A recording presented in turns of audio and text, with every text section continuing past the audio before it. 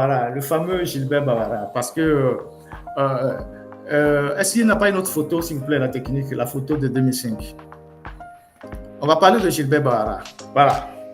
Voilà Gilbert Bavara, le faiseur de sale boulot, celui qui on envoie au front pour faire le sale boulot quand le régime est en difficulté. C'est lui qu'on envoie pour faire le sale boulot. Et donc, il est ressorti hier de sa tanière pour aller raconter des balivernes sur leur propre chaîne New York TV, une interview arrangée avec un de leurs journalistes, et racontait sa vie, répondait à aucune question, tournait autour du pot et distribuait les bonnes et les mauvaises notes, les clichés aux gens, comme si lui, il était quelqu'un d'irréprochable.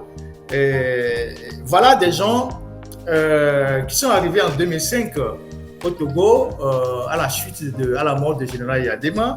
On nous l'a présenté comme un grand fonctionnaire international. Voilà, lui et Faure Gnassingbé en 2005, quand ils faisaient leur campagne. C'est comme ça qu'ils étaient en 2005. Et le temps a fait son travail, ils sont devenus plus le pouvoir a fait d'eux des gens beaucoup plus propres aujourd'hui. Et donc, lui, on l'a présenté comme un fonctionnaire international qui travaillait, je ne sais pas, dans le système des Nations Unies. C'est des gens qui étaient des volontaires au Congo. Ils étaient au Congo en tant que volontaires et tout le monde connaît le statut de volontaire au niveau des Nations Unies. Et donc, il est arrivé au Togo et comme je l'avais dit une fois dans une de mes émissions, quand ce monsieur était arrivé au Togo, il était au 2 février. Moi, j'étais déjà dans les manifestations en 2005, j'étais très actif. Moi, je le voyais, il était logé au 2 février, il sortait là-bas et il sortait de là, il rentrait dans une voiture Benz grise. On le prenait pour aller faire ses courses. Et donc, voilà quelqu'un qui est ministre depuis 18 ans, qui vit totalement au crochet de l'État. Parce qu'en réalité, c'est des gens qui sont pris en charge par l'État, vous et nous, depuis 18 ans, qui s'est énormément enrichi, qui ont investi l'argent volé partout, dans les projets immobiliers en Côte d'Ivoire, au Congo, un peu partout, qui ont caché l'argent un peu partout, et qui vient sur une télévision faire la leçon à la jeunesse togolaise en racontant des balivernes, en disant que ceux qui lancent des mouvements de contestation n'ont aucune légitimité pour le faire. C'est des gens qui sont derrière leur téléphone en Europe et qui lancent des mots d'ordre, alors que la population est au Togo, c'est la population qui souffre. Il a même dit que oui, la femme qui vend, qui sort dans la matinée pour aller vendre, c'est de ça qu'elle vit. Mais vous savez très bien que les femmes qui sortent et qui vont vendre et dans la journée, c'est de ça qu'ils vivent. Et vous avez brûlé les marchés et que vous êtes incapable de leur reconstruire des marchés. Et que pendant longtemps, vous laissez ces femmes-là dans la rue, vous êtes incapable de reconstruire des marchés, de construire des marchés modernes, de développer le pays. Mais lui, Bavara, il vit tellement bien qu'aujourd'hui, il peut se permettre de venir insulter les Togolais parce que les gens comme Bavara sont ceux qui ont introduit dans la politique togolaise les insultes et les injures. C'est avec Bavara que la politique togolaise a viré aux insultes et aux injures. Lui, de sa bouche, il ne sort que les insanités, les injures, les mensonges, les agressions verbales. C'est lui qui a introduit ça dans la politique togolaise. C'est depuis que lui est venu dans la politique togolaise qu'on entendait les insultes, les injures. C'est lui qui a dit que Jésus-Christ était un contrebandier. Si ce n'est pas la politique, Bavara peut se lever et dire que Jésus-Christ est un contrebandier. Si ce n'est pas la politique, si ce n'est pas dans la politique, Bavara peut traiter Agboibo de je ne sais quoi, il peut traiter Lemkodio de je ne sais quoi. Si on n'était pas en politique là, le gars que vous voyez là, il peut même oser parler à Lemkodio, parler à Jésus-Christ, parler à Agboibo, mais il les a traités de tous les noms d'oiseaux. C'est lui qui a introduit les insultes dans la politique au Togo. Aujourd'hui, il vient dire oui, qu'il y a des gens qui sont là, qui font de... Il a même fait allusion à moi. C'est pour ça que je lui réponds. Nous, contrairement à lui, on ne vit pas au crochet de l'État. On paie au moins nos factures, on paie l'électricité, on paie l'eau. Lui, il ne paie rien. depuis 18 ans qu'il est au gouvernement, c'est l'État qui prend en charge sa facture d'eau, sa facture d'électricité, les bons de carburant, l'entretien de sa maison, ses factures de téléphonie mobile. Bawara, lui, il consomme au moins 30 ou 40 millions de factures de téléphone à Togocel. Et c'est l'État qui paie ça. Donc, c'est lui qui vit au détriment, au crochet de l'État, au détriment du contribuable. Nous, les Togolais lambda, les gens, ils se battent, ils vont travailler, ils payent leurs factures, ils payent leurs trucs. Et donc, lui, il est ministre depuis 18 ans. Qu'est-ce qu'il a fait réellement? Il a construit une entreprise, il a créé une société pour employer les gens, rien du tout. Ils ont mis l'argent dans les femmes. Et c'est lui qui vient donner des leçons de moralité aux gens. Des gens comme Bawara, c'est les symboles même de l'immoralité au sommet de l'État. Si on se met à parler de ces gens-là, de quelqu'un comme Bawara, mais il est dans toutes les affaires sales. La vie de débauche, autant avec les hommes que les femmes. Vous comprenez ce que je veux dire? Si on veut rentrer dans les détails là, lui là, il ne peut pas circuler. Lui là, si on veut rentrer dans les détails là, on veut rentrer, comme les gens disent, on veut dire les choses là. Lui, il ne peut pas circuler en ville. Non, ramenez l'autre photo. Laissez-le ramener l'autre photo. Lui, il ne peut pas circuler. Il est dans toutes les affaires sales. Autant avec les femmes qu'avec les hommes. Il veut qu'on parle. Tu parles des gens en disant oui que il disait de mettre à Gauguin l'avocat d'Amoron qui n'est pas recommandable. Mais toi, Bawara, tu es recommandable en quoi? En quoi tu es recommandable, toi, Bawara? Si on veut vraiment parler des gens qui ont une moralité là, en quoi toi tu es recommandable, monsieur Bawara? En quoi tu es recommandable? Dans quel domaine? Dans quel domaine en termes de moralité tu es recommandable? Pour que tu puisses oser donner des leçons aux gens. Si ce n'est pas à cause de la politique et de poste ministériel là, toi tu peux parler aux gens de la manière dont tu parles avec arrogance, suffisance, mépris, intimidation, provocation. Vous êtes parti modifier une constitution la nuit et tu viens dire que ceux qui contestent votre acte de brigandage n'ont pas le droit de contester parce que ils vont tomber sous le coup de la loi. Vous qui avez modifié la constitution, vous êtes déjà tombé sous le coup de la loi. Alors, d'ailleurs, parlons même de constitution. Mais toi, Bawara, mais tu étais contre la nouvelle constitution. Pourquoi tu ne le dis pas publiquement? Tu étais contre la nouvelle constitution. Tu fais partie des gens à l'intérieur du système qui disaient que c'était une mauvaise idée et que ce n'était pas bien de faire cette constitution-là et que ça va créer des problèmes.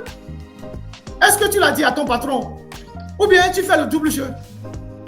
Tu fais partie des gens qui, en aparté, dans l'ombre, disent que c'est une mauvaise constitution et que ça va vous créer des problèmes. D'ailleurs, même il y a une ancienne vidéo de toi où tu disais même que le régime parlementaire n'était pas adapté aux réalités togolaises. Cette ancienne vidéo existe. On peut le remettre, on peut faire la mise à jour de cette ancienne vidéo où tu étais contre le régime parlementaire. Donc, arrêtez de jouer à votre petite hypocrisie quand on vous envoie défendre les conneries. Mais quand on parle d'individus recommandables, toi, tu as quel profil pour qu'on dise que tu es recommandable? En quoi tu es recommandable? Hein? La grande dame qui est dans le pays, qui gifle les gens aller-retour là, elle t'a pas giflé toi? Hein? Elle t'a pas giflé toi aller-retour? Tu veux qu'on rentre dans ces genres de dossiers?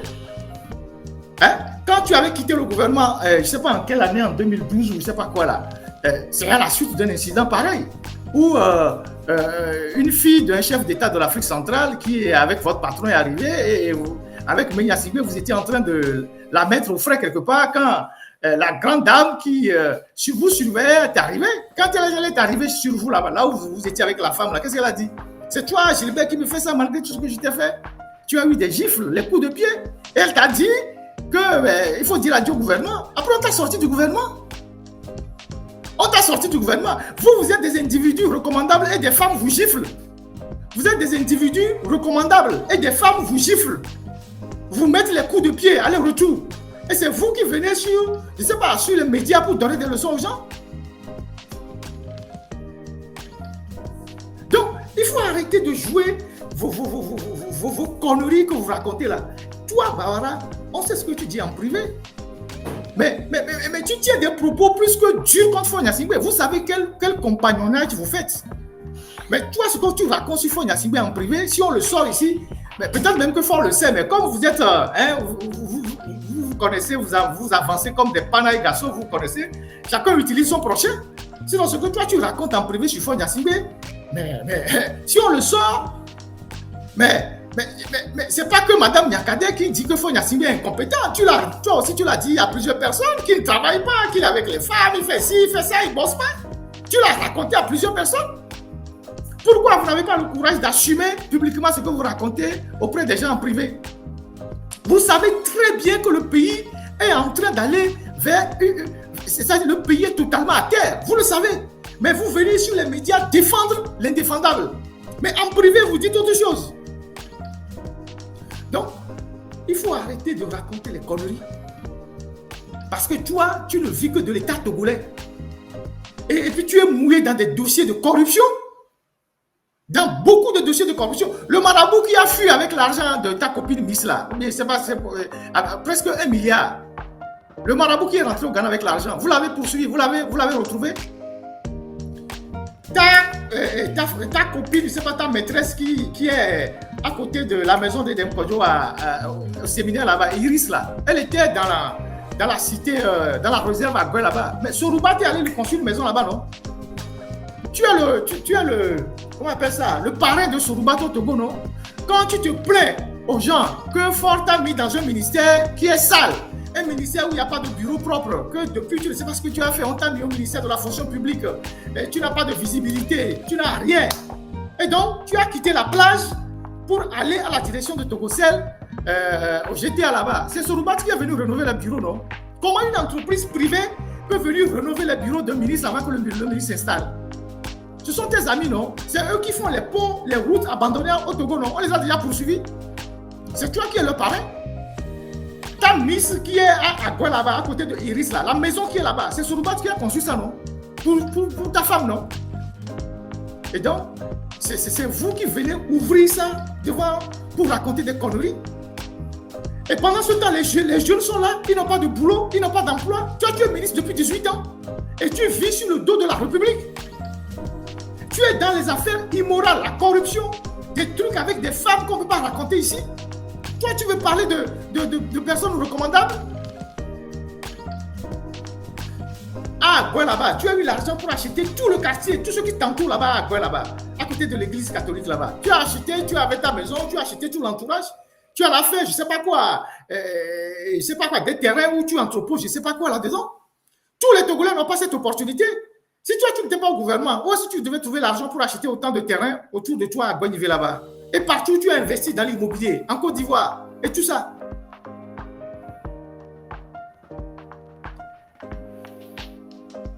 Et c'est vous qui venez raconter des conneries sur les gens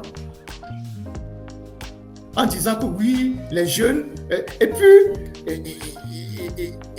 il a essayé hier dans son intervention, comme il est toujours cynique, de vouloir opposer la classe politique aux jeunes qui ont appelé à la manifestation en disant oui, les opposants ne devaient pas suivre les gens qui appellent la population à descendre dans la rue parce que c'est contre-productif pour eux, parce qu'il y a les élections qui arrivent et que normalement les opposants devaient être concentrés pour organiser la pré-campagne pour les élections municipales. Il y a des gens qui vont aux élections municipales, on ne leur refuse pas ça, mais on n'en a rien à foutre. Ce ne sont pas les élections municipales qui vont faire partie du pouvoir. Ce ne sont pas les élections municipales qui vont faire partie du pouvoir. C'est le choix de certains, de la classe politique d'aller aux élections municipales. On le respecte. Mais vous avez voulu, dans une ritournelle, dans une subtilité langagière, de vouloir opposer la classe politique aux jeunes qui ont lancé les mouvements. Parce que c'est la classe politique qui fait votre affaire. Parce que vous arrivez à les encadrer facilement, à les canaliser. Mais les jeunes, vous n'arrivez pas à les canaliser. Donc on comprend pourquoi les Tchassona sont sortis pour raconter des conneries.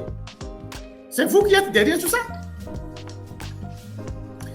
On dit chez nous que ce sont les singes, les singes de l'ancien temps là, qui étaient au bas de l'arbre, on est venu les arrêter. Les singes d'aujourd'hui, ils sont en haut. Et ils chantent même en disant, si tu peux venir m'arrêter, il faut venir. Aujourd'hui, les jeunes ont compris. Vous avez passé 20 ans à ne rien